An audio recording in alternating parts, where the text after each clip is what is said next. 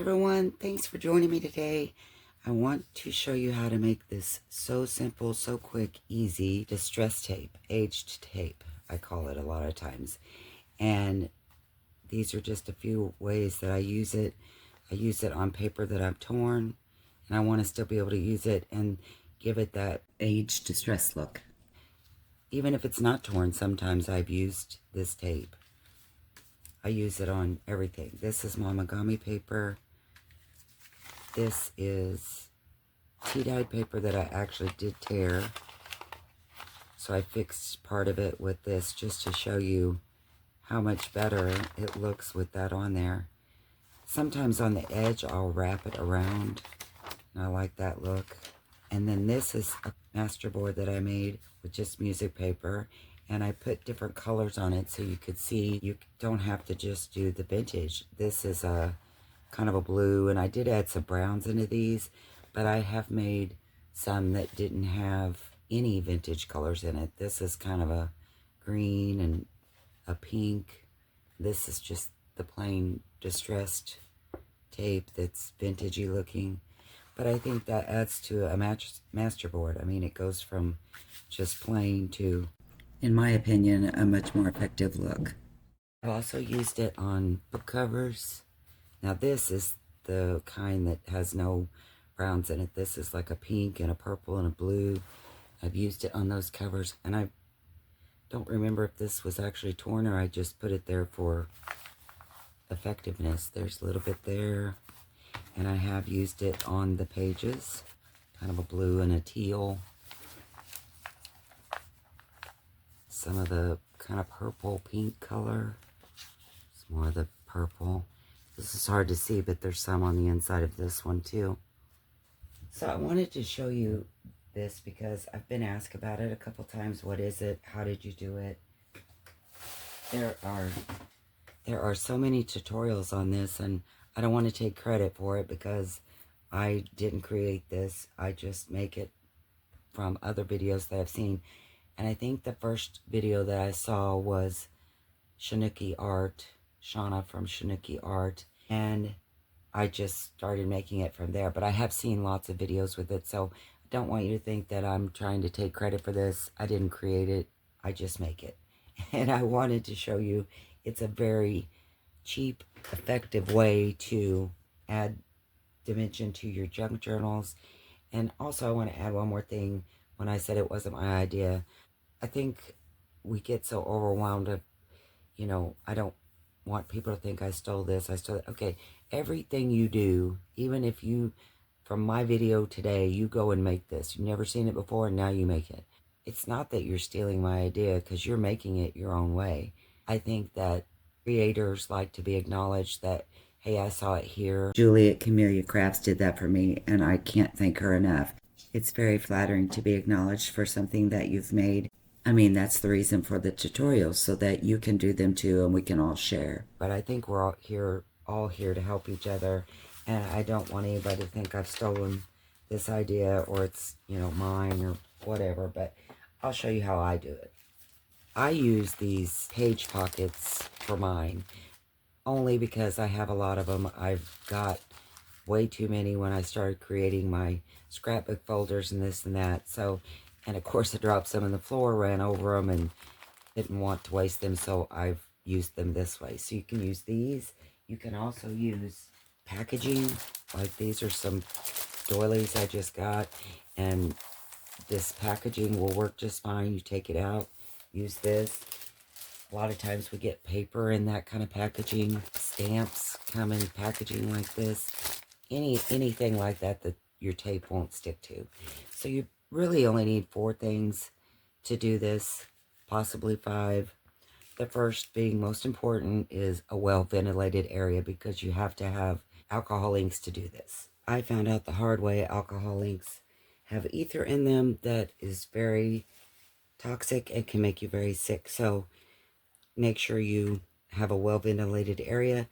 I used these three colors for the aged distress look, the vintage look. They came in a set. I got them from Amazon.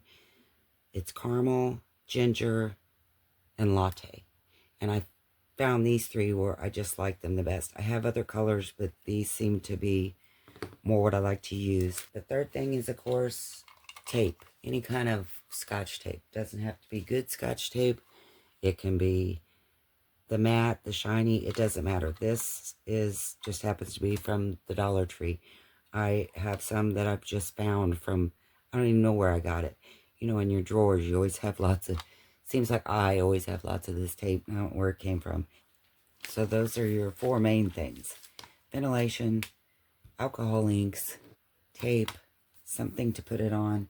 And the fifth thing is, you know, up to you. I use gloves because, look, I tend to get it all over myself. And then you might want to put something under your surface. You can tell my desk, it doesn't really matter. So the first thing you do is just take strips of this tape and put it down on your sheet. Okay, so that part I showed you, you can do it however you want. I tend to put small pieces because, like everything else I do, I can't run a straight line, so I just put down pieces. You can, of course, have them closer together. You might have seen that I run them off the edge when I try to do one big piece, so I cut those off and I put them throughout the page. I try not to waste anything. I do leave a little bit of edge sometimes because it helps me get a hold of it. On this kind of paper, sometimes it's hard to get it back up, but it's doable. But after that step, how easy was that? And there's no rhyme or reason to that step. Just put your tape down on your plastic. And there's no rhyme or reason to this part. You can do it in any order that you want, just creating the color that you like. So I just take one, and I don't even start with a certain one. And I just run it across. And you can dab it to give it, you know, a more textured look, or you can leave it in clumps like that. That always looks good.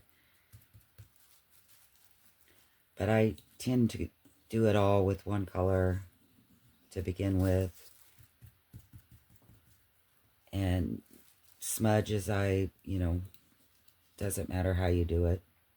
Just whatever you like. I try not to put a whole lot for a couple of reasons. The alcohol ink will pool, like puddle on your paper, and when you go to use it, if it's very thick, you might get some off on your hands, which is, not a big deal to me, but you don't want a whole bunch of it rubbing off, so you don't need a lot of it.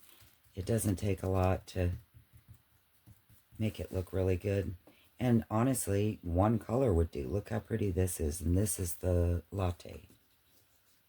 And you could just cover the whole strip. I'm just covering spots of the strips because I like to add dimension with the different colors. Second reason you don't want to add a lot at once is because it does dry really fast. So now I'm going with the caramel. And see, I'm not smudging any of this, and look how nice it's running together. So you don't have to do the smushing, it's just what I did. I don't know why. Maybe in her video she did that, maybe that's why I do it, I'm not sure. See, I couldn't steal stuff from anybody anyway. I can't even remember. Usually can't remember how I did it, or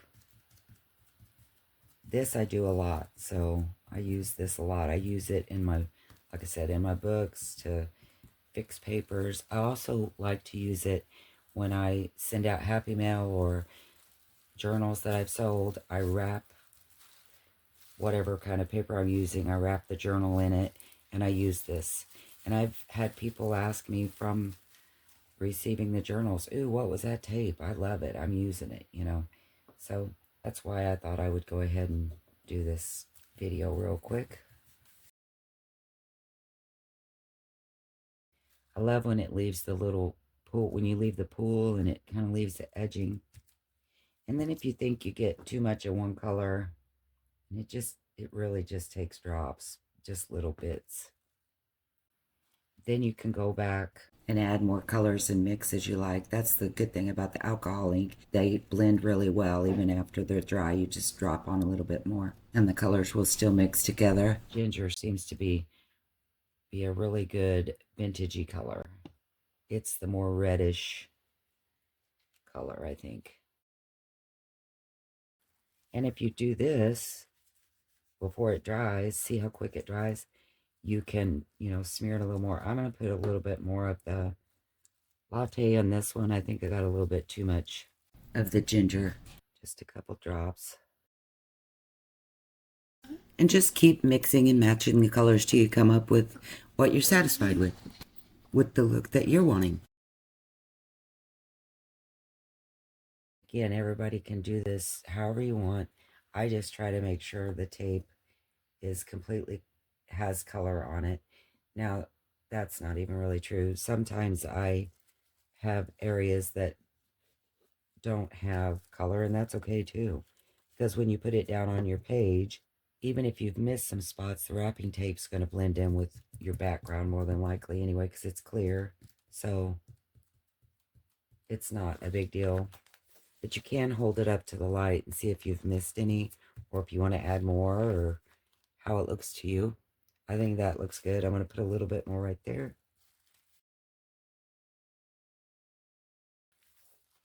But I love it. I love how it turns out. I love the effectiveness on a page. And it's so quick, so easy. I hope you like this and give it a try. Or if you do this process another way, share it with me. Let me know how you make your tape and how you use it. So that is that. But you can play around with the colors like you've seen. I used some of the pinks and different colors that I had.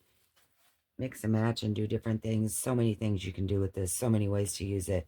I hope this inspired you and gave you some good ideas. And share them with me. Tell me how you use it. If you like this video, please give me a thumbs up and subscribe to my channel.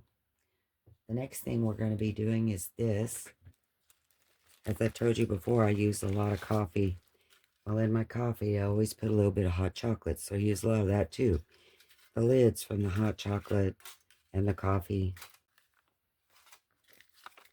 And I'm sure there's a lot of different lids that have this kind of aluminum foil. I'm going to show you how I turn those into these. And I'll show you how to use them. Or just regular aluminum foil that I used. Got this from last night. We had baked potatoes, so I created this. Please subscribe if you're interested in this, and the next video I'll show you how I make this and what I use it for. Thanks for watching, guys. I'll see you next time. Bye.